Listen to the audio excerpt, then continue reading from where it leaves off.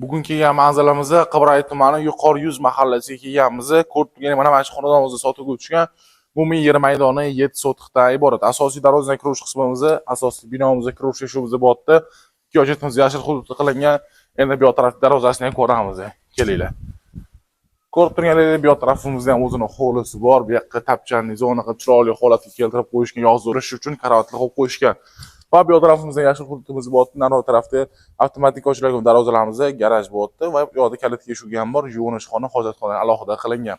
Hovlisini ko'rdinglar, endi asosiy binoga kiramiz, sizlarni birgalikda ko'ramiz. Ketdik.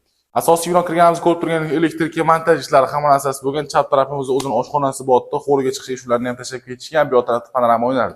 O'ng tarafimizda holatda butun mehmonxona qilib foydalansangiz bo'ladi. Yerlarimiz polni, to'plarni porloq qilingan ekan va radiatorlar qo'yilgan. Ketdik. O'ng tarafimizda o'zining yotoqxonasi bor. Birinchi qavat yotoqxonasi.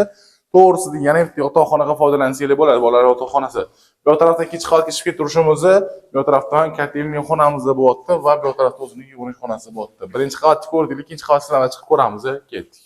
Ikkinchi qavatga chiqqanimizda ko'rib turganingiz hamma xonamiz to'plarni porloq qilingan. Chap tarafimizda ikkinchi qavat birinchi yotoqxonasi bor. Ichida o'zini alohida garderob xonasi, yuvinish xonalari qilingan va ichida o'zini quyosh paneliga mana tok tashagan mana o'tili. Ogohni quyosh panel qo'ydirsa hamma narsasi qilib qo'ygan sharoitlarni o'tili. Ketdik boshqalarni ko'ramiz. Uni to'g'risida yana bitta o'zining yotoqxonasi bor. Bu yerda ham xuddi shunaqa bitta garderobdagi joylar, alohida yuvinish xona joylari tashlab ketilgan. Ketdik yo'lxonadan ko'ramiz. Qo'ltiga o'ng tarafimizda yana bitta o'zining yotoqxonasi yoki mehmonxonadan foydalansangiz bo'ladi.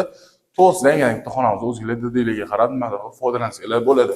Bu tarafimizda balkon qismimiz bor. Balkonni ko'rasizlar.